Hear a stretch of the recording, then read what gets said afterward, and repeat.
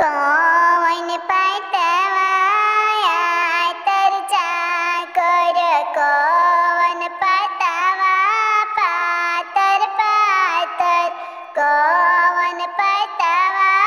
चाकर पातर कौन पतवा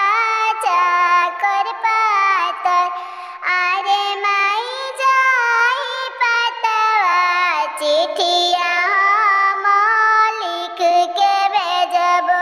बेटी के अमारवत होई है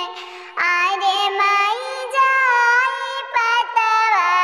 चिठिया हम लिख के भेजब बेटी के पापा रोवत होई है आरे माई जाई पतवा चिठिया हम लिख के भेजब बेटी के चाची रोवत होई है डाल दौरा साजत होई है बेटी के